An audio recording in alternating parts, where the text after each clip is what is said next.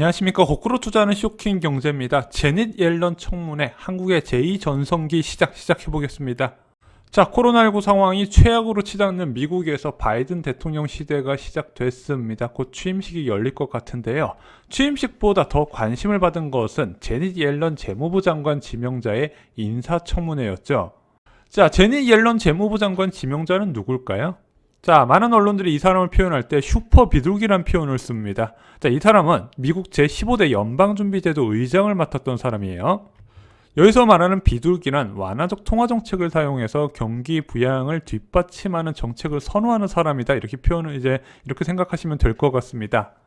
자, 제닛 옐런 재무부 장관 지명자는요, 자, 2008년 금융위기 이후에 미국의 제로금리 상태를 성공적으로 종식시키면서 긴축으로 이끌었다는 평가를 받고 있습니다. 그래서 제닛 옐런 의장이 취임하고 나서 거의 3년 가까이 기준금리를 제로금리 상태로 억눌렀어요. 그때 많이 나왔던 표현이 인내심을 가지고 기다리겠다 이런 이야기를 많이 썼었습니다.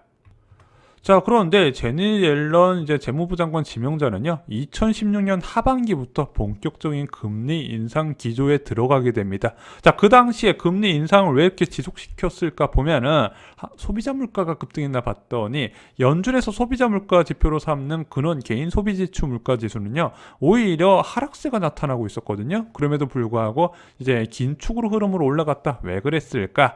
물가보다 고용을 기준으로 긴축을 결정했다. 그래서 완전 고용 상태라고 평가받는 5% 이하로 실업률이 떨어지니까 그때부터 본격적인 긴축으로 들어갔다는 부분이죠.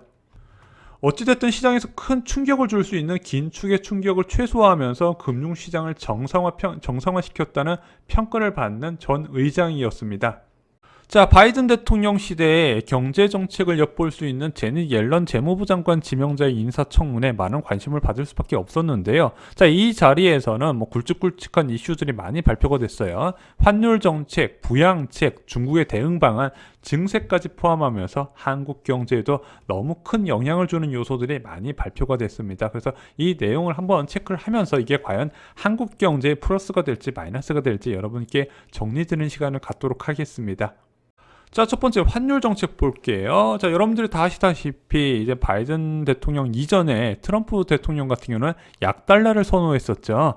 논리가 뭐였냐면요, 타국의 자국 화폐 가치 절하에 우리도 같이 동참해야 된다, 이런 논리였어요. 그래서 주요 선진국이 양적 완화를 통한 화폐 가치 절하를 딱히 제재하지 않고 우리도 여기에 동참해야 된다, 이런 식으로 접근을 했었거든요. 그래서 지속적으로 제롬 파월 의장을 압박하면서 당시 긴축에 들어갔었던 연준에 많은 압박을 주면서 야, 우리도 저금리 제로금리 들어가서 주요 선진국과 경쟁을 하자, 이런 주장을 내세웠죠.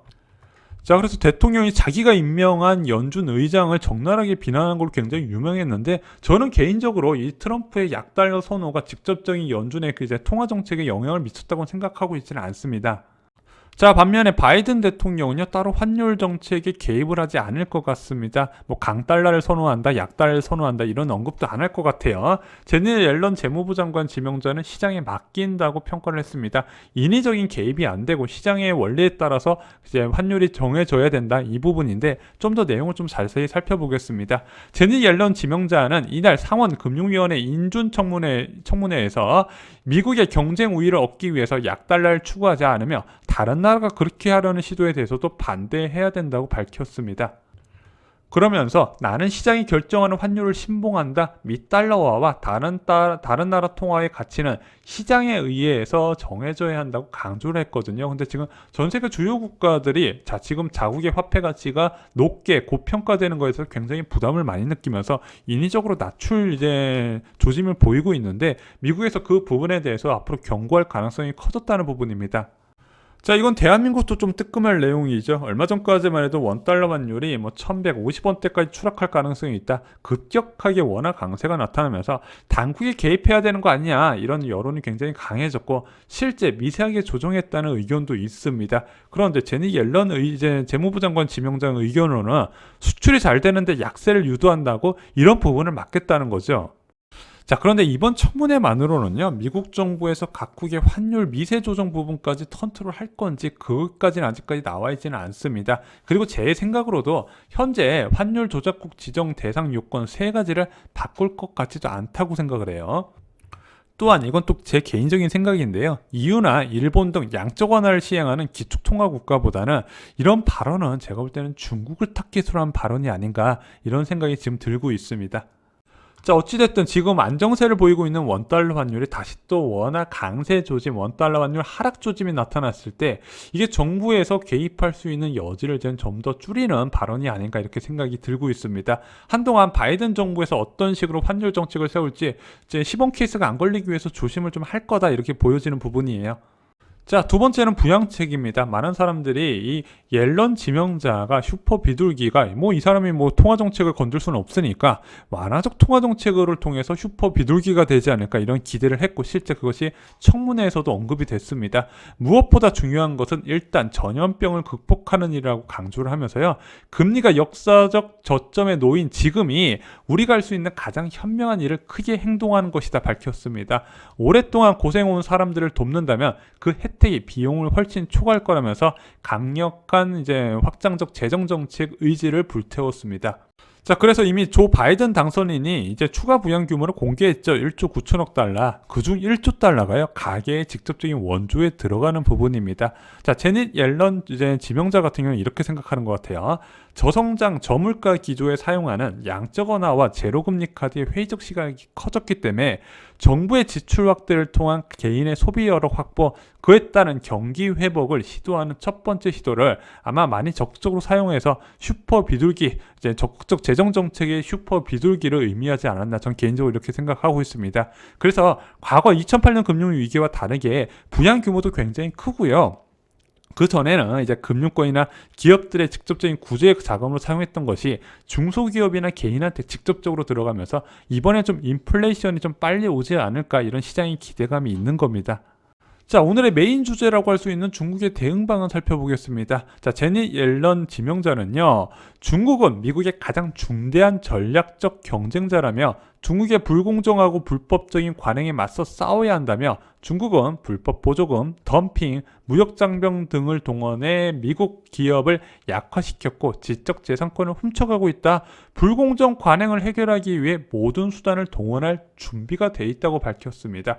저희 쇼킹 경제에서 그동안 많이 말씀드렸던 게 중국이 어떻게 그렇게 단기간에 성장할 수 있었냐, 굉장히 단순하고 그리고 불공평했다고 말씀드렸죠. 자, 한 가지 예시를 들어보겠습니다. 중국 중앙정부가 한 육성산업을 발표를 해요. 그러면은 그 육성산업에 대해서 지방정부가 파격적인 지원을 하면서 비슷한 업종, 비슷한 회사들이 우후죽순으로 들어서게 됩니다. 그런데 지방정부 입장에서는 중앙정부에서 육성하려는 산업이기 때문에 이 기업을 무조건 살려야 돼요. 어떻게 살리냐? 저가 수주로 세계 시장을 장악하면서 이 기업을 살려야 된다는 부분이죠. 그런데 저가 수주로 장악하면은 이 기업이 살 수 있다면 못 산다? 못 산다. 그러다 보니까 생존을 위해서 정부 보조금을 지급했고 그것으로 살아남으면서 계속 세계 시장을 갉아먹었다는 부분이죠. 그 과정에서 타국가의 경쟁 기업이 도태가 됐다는 겁니다. 이것을 제닛 옐런 지명자 같은 경우는 문제라고 지적을 한 거죠. 그래서 대표적으로 중앙정부가 육성하려는 산업 발표하는 게 중국제조 2025라 해서 대한민국 주력 수출품과 그리고 미래산업과 많이 겹친다 말씀드렸죠. 자, 이런 과정을 통해서 중국 기업들은 세계적인 기업으로 성장할 수 있었습니다. 포춘 선적 매출 500대 기업 보면요, 중국 기업의 숫자가 미국 기업의 숫자를 앞질렀어요. 장애인들 시장으로 들어오는 건 맞고요. 수출 시장은 불법 보조금을 통해서 계속해서 승승장구하면서 저가 공세로 세계 시장 점유율을 빨아들이니까 이런 결과가 나왔다는 거죠. 자, 그래서 대한민국에서 어떤 기업이 좀 휘청휘청한다 하면 항상 따라오는 기사가 있습니다. 중국의 저가 공세, 그리고 태양광도 똑같아요. 중국의 저가 공세, LCD 중국발 저가 공세, K배터리 중국 저가 공세, 자동차 중국 브랜드의 저가 공세, 철강 중국의 저가 공세 굉장히 고생을 많이 했죠. 그리고 정유업체까지 중국의 저가 공세의 수익률이 갈수록 떨어졌다는 부분이죠. 그래서 2012년 이후에 대한민국 코스피가 1800에서 2000포인트 박스권을 형성했던 근본적인 원인은요, 주력 수출 산업들이 이런 식으로 저가 공세에 시달리면서 수익률이 급감을 했고 그러다 보니까 주가마저도 오르지 못하고 횡보를 할 수밖에 없었다는 부분이죠. 자, 트럼프 대통령은요, 관세를 무기로 이 구조를 바꾸려고 했습니다. 관세를 세게 딱 때려놓고 미국 이제 중국에서 죽겠다 소리 나면은 야, 너네들이 지금까지 잘못했던 관행들을 뜯어 고쳐라, 법률적으로 바꿔라 이렇게 요구를 하고 그렇게 협상을 시작했는데 협상 막바지에 중국 정부의 완강한 저항으로 실패했죠. 그 이후에 계속 관세를 때림에도 불구하고 중국이 항복을 하지 않았어요. 왜 그러냐? 자, 내수 시장 중심으로 이미 중국이 전환되다 보니까 무역 전쟁에서 생각보다 미국의 승기가 잡기가 어려웠다는 부분이죠. 게다가 원래 이런 식으로 미국이 강력하게 때리게 되면은 금융시장이 숙대받되면서 항복을 해야 되는데 중국의 금융시장이 워낙 폐쇄적으로 이루어지다 보니까 자본 유출도 적으면서 중국이 오랫동안 버틸 수 있었다는 부분입니다. 또한 트럼프 대통령은요, 이제 임기 막바지로 갈수록 자기가 1단계 무역 합의에서 이뤄냈던 미국 농산물 수출 확대에 대해서 그것을 지키려고 움직이다 보니까 이런 구조적인 문제를 바꾸는 데는 이제 소극적으로 들어갈 수밖에 없었습니다.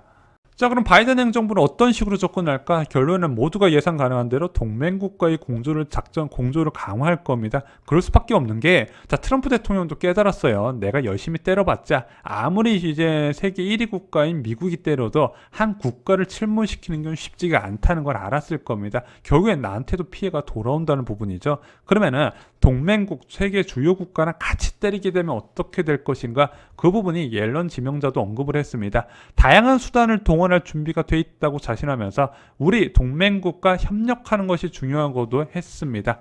자, 그럼 어떤 식으로 접근을 할까요? 동맹국과 같이 중국을 규제할 수 있는 방법, 전 세계 국가와 동시에 관세를 때린다? 그렇지는 않을 것 같습니다. 지금 제일 유력하게 보이는 부분이 개별 기업단에 대한 규제를 강화하는 방법입니다. 정부의 보조금을 받는 중국 기업에 대해서 규제를 하면서 거래 금지나 관세 강화, 투자 금지 등을 이제 추가를 하면서 기업들을 고립을 시키는 거죠. 또는 환율 조작국으로 지정을 하거나 중국 정부 육성 산업에 대해서 투자나 기술 이전 등 규제를 강화하는 방법, 마지막으로 가장 강력한 게 글로벌 밸류체인의 탈중국화를 가속시키면서 미국과 미국 동맹국이 중국의 역할을 크게 축소시켜버린다는 부분이죠. 근데 어떤 것이 되든 제가 볼 때는 한국이 가장 큰 혜택을 볼 거라 저 개인적으로 생각을 합니다. 자, 트럼프 대통령도 초판에 관세를 활용한 국가 대 국가로 붙었다가 나중에는 개별 기업단에서 접근을 많이 했습니다. 그럴 수밖에 없는 게 이제 중국 경제 규모가 작지 않다 보니까 결국에는 자기네 국가에서도 굉장히 큰 출혈이 있었기 때문에 기업단의 규제로 강화했는데 그에 대해서 가장 큰 혜택을 본 기업이 바로 대한민국의 삼성전자였습니다. 그런데 아까도 언급드렸다시피 중국의 주력 산업들이 대부분 대한민국의 주력 산업과 유사하게 겹치는 부분이고 지금 많은 불법 보조금을 인한 저가 공세에 대한민국 기업들이 굉장히 힘들었던 상황이 지속이 됐었는데 그 저가 공세에 대한 부분이 이제 전 세계 주요 국가들의 이제 공격으로 완화될 가능성이 좀 점쳐지고 있다. 이것이 대한민국의 또 다른 성장 동력이 될 것이다. 이렇게 판단을 하고 있습니다. 자, 네 번째는 증세 부분입니다. 트럼프 대통령 같은 경우는 이제 법인세나 개인소득세 등을 크게 낮추면서 기업의 부담을 줄여주고 이제 투자를 확대시킨다 이런 명분을 내세웠는데 바이든 행정부는 이것을 인상할 가능성이 커요. 그래서 현재 알려진 것이 법인세는 28%, 이제 개인소득세 최고세율은 39.6%로 올리게 될 겁니다. 문제는 이게 언제냐는 건데 제니 옐런 지명자는 못 박았어요. 경기 침체를 극복한 이유다. 그래서 아마 제가 볼 때는 올해 중으로는 얘기가 안 나올 것 같고 내년 중에 진행될 가능성 이렇게 생각을 하고 있습니다. 자, 미국의 새로운 행정부가 들어오면서 미중 무역 전쟁 다시 격화될 가능성이 있어 보입니다. 제가 볼 때는 이제 민주당이든 공화당이든 어떤 대통령이 당선됐든 중국을 그대로 두긴 어려웠던 상황이라는 거 누구나 다 이제 이해를 하실 겁니다. 그런데 이 미중 무역 분쟁이 결국엔 대한민국에 문제를 일으킬까? 단기적으로 금융시장의 불확실성 분명히 키울 거예요. 왜냐하면 불확실성이 확대되면 중간재를 수출하는 대한민국에 가장 큰 피해를 입는다는 거 책질질 효과로 많이 말씀을 드렸죠. 그래서 과거에 2018년과 2019년에 중간재를 생산하는 대한민국과 대만이 가장 큰 증시 하락률을 보였습니다. 하지만 미중 무역 분쟁 이후에 대한민국 주력 수출 기업들이 빠르게 회복하는 모습을 보이면서 특히 삼성전자 같은 경우는 이제 트럼프 대통령의 규제에 가장 큰 수혜를 받았죠. 그러면서 지수 상승을 이끌고 있다는 부분인데 이것이 전 분야에 대해서 고루고루 나타날 가능성이 있다는 부분, 그러면서 장기적으로 대한민국의 제2전성기를 만들 기회가 있지 않나 생각을 하고 있습니다. 또한 지금 시기가 굉장히 좋은 게 중국에서는 굉장히 지금 자금난이 심각한 상황이에요. 이미 한계 수준까지 전까지 몰렸던 중국 기업들을 지방정부가 빚이 너무 많다 보니까 다시 살릴 수 없는 상황이 펼쳐지더라. 지금 이런 상황에서 전 세계 주요 국가에 동시다발적인 공격이 들어간다면 이것은 분명히 다시 오지 않을 구조 개혁의 기회다 이렇게 판단하고 있고, 그 구조 계획의 가장 큰 수혜자는 대한민국 기업들이다 이렇게 말씀을 드립니다. 이상으로 쇼킹 경제 마칩니다. 좋아요, 구독, 공유 꼭 부탁드립니다. 감사합니다.